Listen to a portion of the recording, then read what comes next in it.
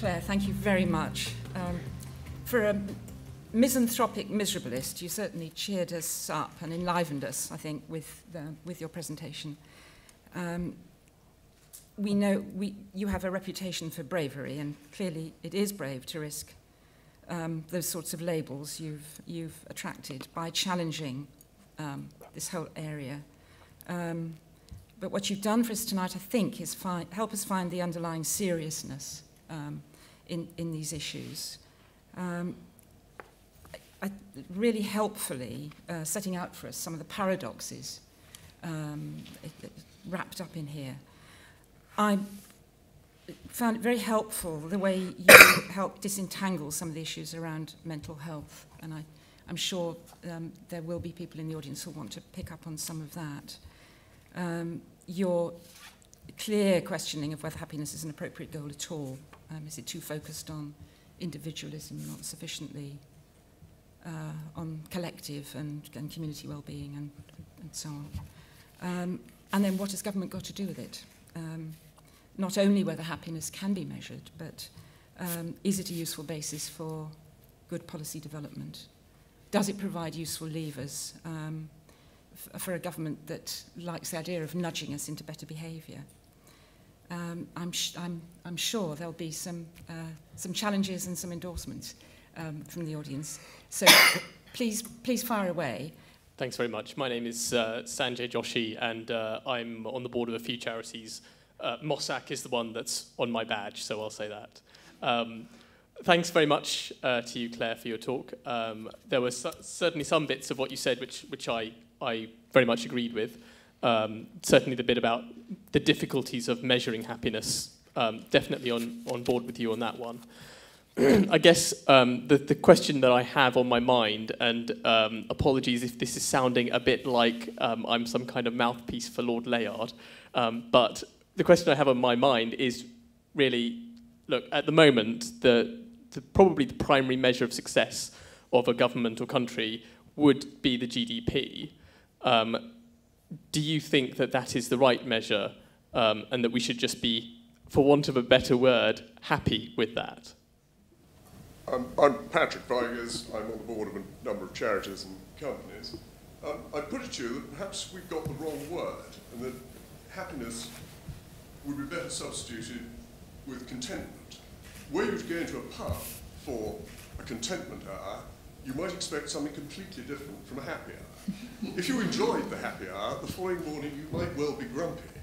But there would be, you might have some contentment of having amused your friends, but I think contentment is a far better expression of what would help people to enjoy their lives more. But perhaps the wisdom of the ancients is worth going back to, and I think Epicurus had an interesting thing to say, which is, nothing is enough for the man for whom enough is too little. I never mind going back to the ancients. That's a good one. But first of all, I was just thinking about the contentment point. I mean, I don't actually know that the distinction in words would take away from what I'm trying to argue. I suppose I'm nervous about a philosophy that preaches we should be contented with our lot. I mean, that was what I was trying to suggest. And so, you know, whether it's happiness or satisfaction, that's one of the things that makes me nervous. Now, you know, obviously there's nothing worse than being with people who kind of moan all the time and whinge. And there is a kind of sense in which there's a danger that I'm suggesting that everybody, when they go to the happy hour or any other time that they go to the pub, they just sit round and moan all the time, right? And you do think, and you know, I feel my mother's words, which is, you know, you've got a perfectly reasonable life, stop moaning, you're not being sent down the coal mines, you're not in the middle of a dictatorship or fighting a horrible civil war, stop complaining about the state of the tubes or whatever, right? But that, I think, is just too glib. I think we want to consider something about the human condition here, and I am suggesting that the restlessness that wants to improve things would mean that you were unlikely to ever be content or happy with your lot. That is a very straightforward proposition. Whether we should assess the government solely on GDP, I mean, I don't actually think that one does only assess the government solely on GDP. I don't think anyone ever did. I think GDP is a very important measure of a country's capacity in relation to economic development and growth. And through it, as it happens, there will be other things that flow. For example, the increase in GDP in China has led to millions of people being dragged from destitution. I spend quite a lot of time in India, and the increase in GDP there matters enormously, not just because people have more money in there. It's not that everyone's more materialist and they don't think about anything else. It's because you have the time, for example, to have culture and art, and people aren't, forced constantly just to survive in a material sense. That's what an increase in GDP can mean. It can mean having the capacity as a society to invest in scientific research that can then mean that you have cures for illnesses and so on. So I don't think that GDP is as bald and narrow as people imply it is. That's the first thing. I'm also noting that there is a danger of demonising the GDP count. So I'm not suggesting that we don't think about anything but GDP, but when everybody in leading positions in government starts saying we shouldn't look at GDP in the West at a time when GDP is stagnant and starts saying we should look elsewhere, I think we should at least hesitate. I think there's a danger as well, by the way, that we have become disillusioned with the gains of material advancement in the West, but in a way which I think is actually quite dangerous. I sometimes feel when I kind of hear, people of a kind of, people who say progress has been a disaster, all that we've got is fast cars and big houses and we're not really happy. I think there's a danger of sort of suggesting that we should go back. And I would suggest that no, we want a richer, more spiritual life, and that I think more material prosperity allows that. I think there's nothing more dispiriting than being poor. And there's nothing that means that you obsess about money than having none. The people who don't think about money that much are those who've got plenty of it. Claire, thanks very much. Bart Mehta from Trust for London. Fascinating talk. And it's your last comment that really sort of brings a question to the fore of the extent to which inequality may be feeding into this concept of whatever one phrases it as, contentment, satisfaction, happiness, whatever. But there's something not quite right. People don't feel right. And I'm not absolutely convinced by your last statement that it's the richest people that don't talk about money or think about money. They obviously do. I mean, I won't go into banker bashing, but we wouldn't be going into bonus issues if they weren't thinking about it. Hi, my name's Tanya Harris. I work in arts and education. And I have really enjoyed the ideas and also your debate. You really helped me think about this. I wanted to just ask you what your opinion was about just a couple of things. One was about David Cameron having a video in his house, in his kitchen, about how their family life is, about his response to a mother recently who was losing social care, support and respite for her family and was thinking about putting her child into care. And then his kind of his personal response to her, promising her that this wouldn't happen, and this kind of personal, political relationship. And how that opposes, for me, with the government pushing through CBT as a kind of quick fix solution maybe for mental health, and also businesses taking over work that charities have been traditionally doing through big government agenda contracts and maybe not delivering personal added value and happiness agenda. So, my name's Chrysanthi. I'm from Social Enterprise magazine. I found myself completely turned around while listening to you. I didn't think that I would agree with you at all.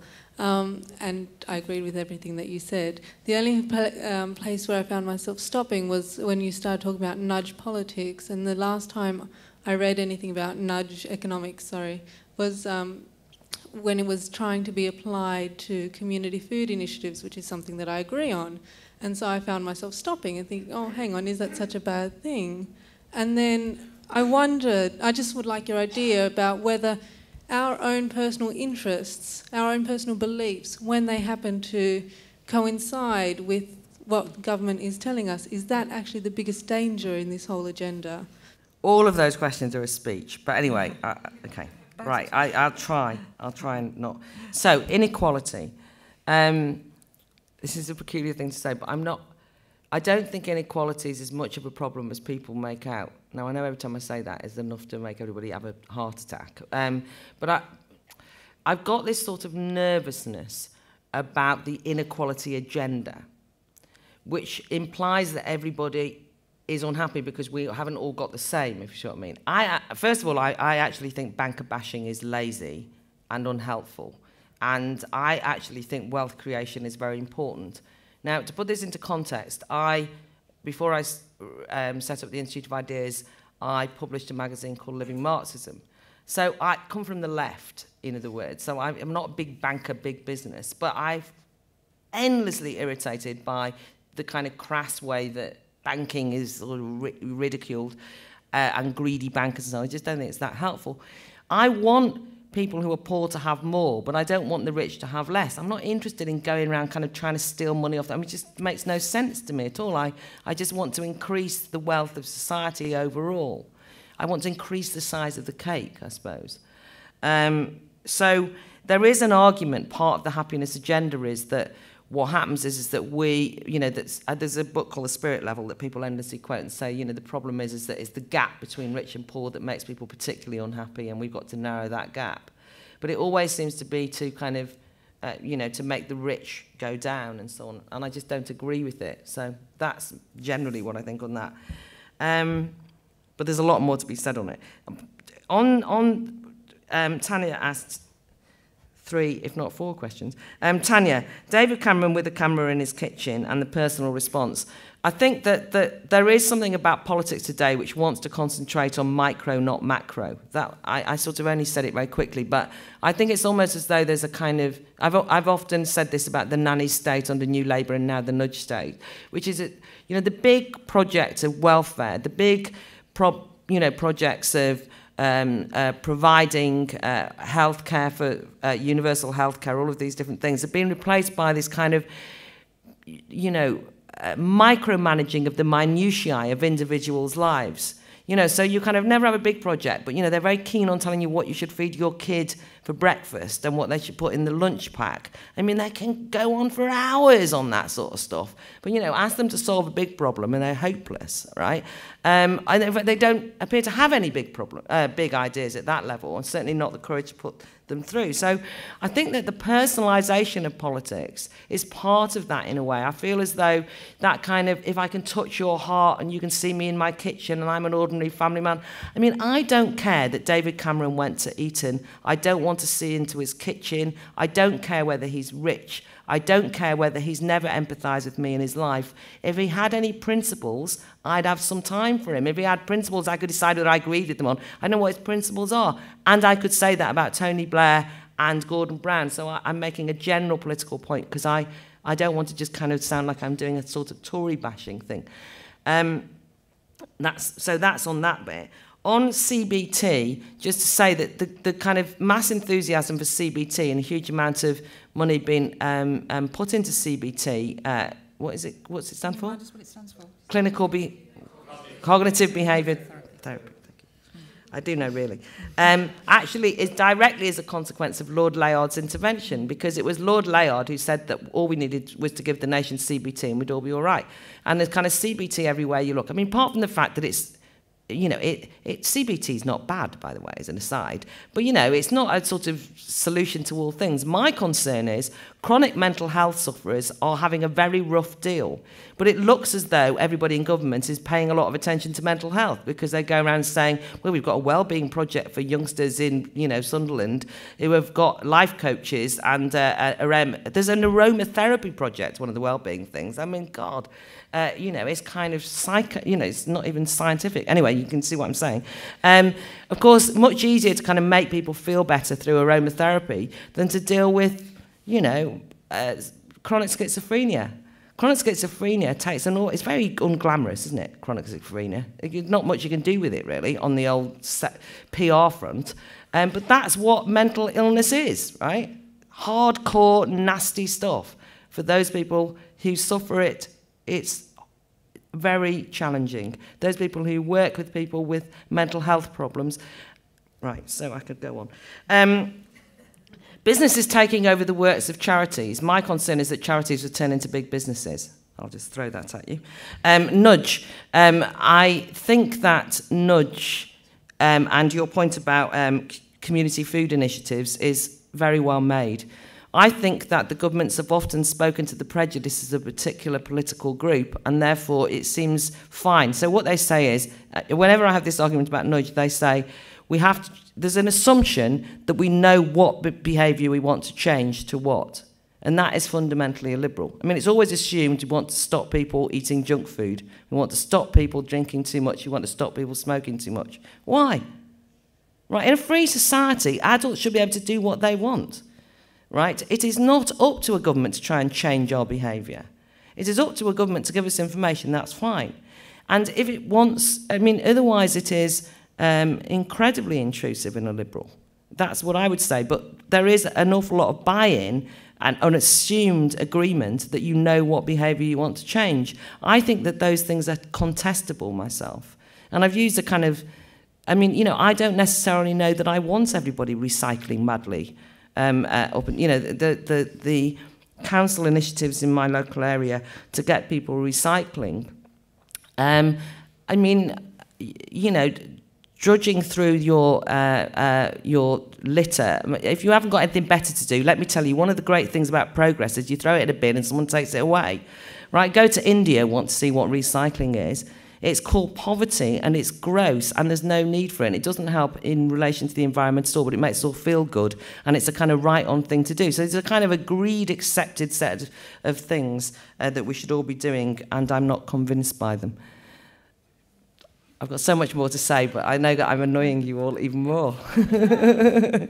3 quick points. I think my first point to Claire would be that I think the government is already meddling with our emotional well-being and our behaviour and our emotions. You cited food, for example. Why should the government be concerned with what we eat? Actually, its policies already fundamentally shape what we eat because of what's available to us on supermarket shelves, about what kinds of additives are deemed legal or not, and whether we're allowed to be sold hydrogenated fat or not, and whether it's labelled. So I think firstly we need to understand we're already having our emotions and our well-being manipulated. The second point that I would want to pick up on is that you seem to make the assumption that happiness is an individual thing. It's about looking after oneself. But one of the drivers of happiness, if you look into, I hesitate to use the word evidence because Claire might argue with me, but one of the drivers is that we do feel good about ourselves when we help one another. And particularly coming from the voluntary sector, I think the importance of volunteering and exploring the feelings of well-being we have from altruism are worth considering. So happiness is not just about the individual. I think we need to reclaim the idea that happiness is about oneself. And my final point is we have an environmental crisis. We have limited resources. There are limits, are planetary limitations. So we do need to look at our culture of materialism and how much we're consuming and what we think we're entitled to and what we throw away. So I don't think I am entirely convinced by Claire. Right, there's quite a lot there. Just, well, I'll pick up on this point about volunteering and the evidence that shows that we feel good about ourselves if we help others. I mean, I really don't like that. I think it's far too instrumental about volunteering. It's like people who sort of volunteer so that they can enhance their CV. You know, it's like people who are, or those kind of campaigns to get people to volunteer so they get something out of it. To me, the voluntary spirit is one of the great aspects of humanity in many ways, right? And it drives me mad when there's all these kind of campaigns to sign up people to be volunteers, and then with a list of advantages you get if you're a volunteer, and you think, it sometimes misses the point to me.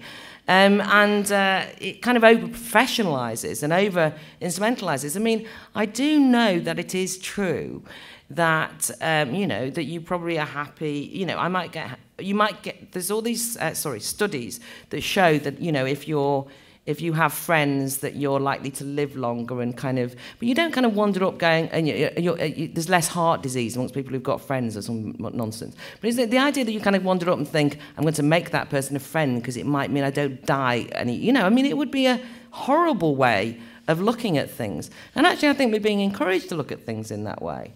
I don't want people to say, oh, I'm going to volunteer because it'll make me feel happy. I mean, maybe it will make you feel happy. Maybe actually, somebody who worked in the voluntary sector made a lot of people depressed. I mean, really depressed, because they volunteered and they saw the plight of people's lives. They weren't going around going, oh, wonderful, you know. I mean, you know, did it make them feel good about themselves? Sometimes, not necessarily. Some people were terrible volunteers, by the way, as well. So, you know, So I don't like that. I mean, I do not think that we have limited resources and face an environmentalist crisis, as you might have noticed. I think human ingenuity can solve all sorts of problems, and things that we think we will run out of, we will find more of, or we will find replacements for, generally. But that's a whole different ball game. But it is true that the happiness agenda has been widely braced by the environmentalist movement, which thinks we should limit everything, and the happiness agenda indeed fits in with that, as I quoted George Monbiot earlier. The point, though, about supermarket shelves and what's available and supermarket food and so on, and whether we're manipulated, you know, I'm quite enthusiastic about cheap supermarket foods with additives in it myself, but I you know, there's a kind of row about organics or, you know, community vegetables and all the rest of it, but not one that kind of moves me particularly. But what I think is that there's a huge amount of energy put into sort of exposing the manipulative, bad, awful big corporates who are manipulating us in advertising. And all I'm saying is then the happiness agenda comes along and everybody kind of blithely accepts it. And I think we should at least be a bit more critical, because even though it uses the language we're all more familiar with and feel at home with, it's not necessarily a good thing. Sorry, what else was there? Oh yeah, your profound question was, I mean, what should the government do? I mean, I don't want them to make us, you know, obviously I don't want to make us miserable. And they are going about making us miserable, aren't they? But you know, what can the government do in terms... I mean, I want them to do something practical. I mean, I wouldn't mind finding out what their economic policy is for a start-off. I don't know what it is. I mean, what is Britain going to be in terms of an economic power, if anything, at all? I think that they can actually act, and I wouldn't mind the state acting in this regard. You know, investing in the fact that Pfizer as a pharmaceutical company is closed down seems to me to be a disaster, because pharmaceuticals is a fantastically important industry. I don't just mean for jobs, but because of medical science and so on. So I can't get a sense of what they should do. So I would like to... There are things they can do. Governments can stimulate economic growth, and they can remove barriers to economic growth and those kind of things. They can do that. And then we can decide whether we're happy or not, personally, as we go on.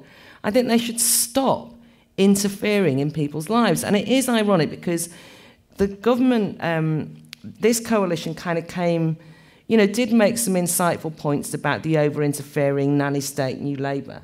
But I actually think that now they're in power, they've got nothing else to offer apart from more of the same. And they are as interested in interfering in our private lives as anyone else.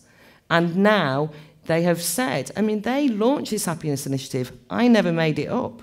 I mean, you couldn't make it up. They said this is a key priority for the government. And that, therefore, it seems to me, is a waste. If they have got any intellectual leadership capacity about them as a government, they should not be wasting it on this at all. But there are things they should do. Sorry, just final thing.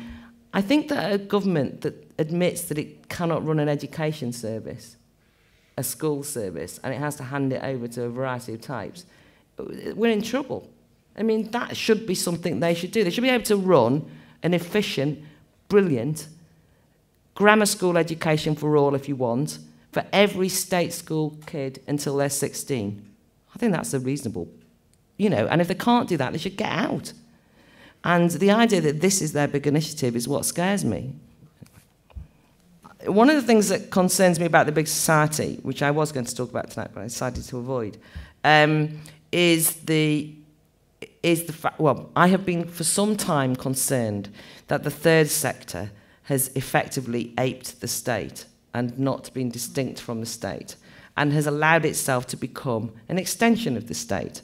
And therefore, in many ways, that the charitable sector gets what it deserves when now it suddenly finds that A, it's told to get on with doing what the state was doing before, and then we all discover they were already doing what the state was doing before with state money. But, you know, you did take the money and you have to suffer the consequences. But I actually genuinely believe, I don't mean you personally, I genuinely believe in the importance of a charitable third sector as distinct from a state sector.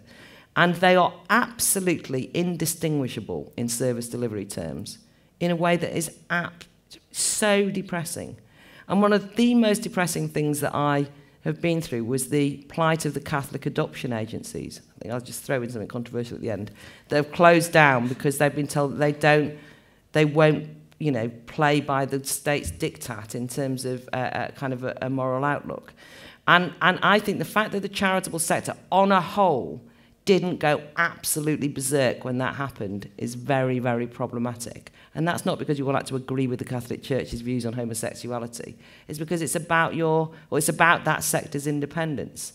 So I just thought I'd mention that I think that that the sector might get a bit lively, and not get lively by whinging about the cuts and money in a sort of way that isn't the only thing to say, but actually about the principle of what that sector ought to be and its independence, and to act like a sector that is distinct. Anyway, if any of you are kind of interested in pursuing these kind of debates, we're actually trying to organise at the Institute of Ideas a range of discussions about the charitable sector and the third sector. So I just would like to invite you to come and join in the fights and arguments that are unlikely to ensue. Thank you for putting up with me, by the way.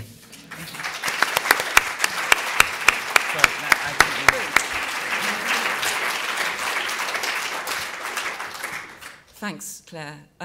Absolutely lived up to your reputation in a brilliant way. That last invitation, I think, you will have a lot of takers. It's absolutely our meat and drink at the moment to be talking through these issues.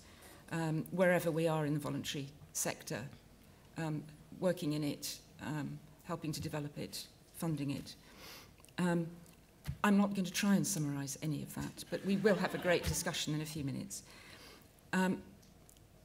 Just want to thank everybody for coming very much, and thank Claire. I was challenged to make a couple of, to make a cultural connection with tonight's topic. I'm going to make 2 quick points. First one is a bit highbrow. You may have noticed on the way in some quite interesting music. I'd be very surprised if many people knew it. It's a work by Prokofiev called Zdravitsa. And it's highly relevant to tonight's subject. A very personal experience of how political masters' desire to promote happiness might not ring true for an individual. In June 1939, a friend of Prokofiev's, an opera director, was arrested by Stalin's secret police. Second mention of Stalin tonight. Just a few months later, he and his wife were shot. A couple of months after that, Prokofiev was invited by Stalin to compose Zdravitsa, or Cheers to Stalin. That was a work to celebrate the dictator's 60th birthday. So, quite interesting contradictions in there. I wanted to find out, though, if anybody's willing to admit they're old enough to know and like Ian Dury. Because if you do, you'll know Reasons to be Cheerful, Part 3. And I had a look at it again this morning, and there are 3 lines I just want to quote. One is just about what's about to happen. A little drop of claret, anything that rocks.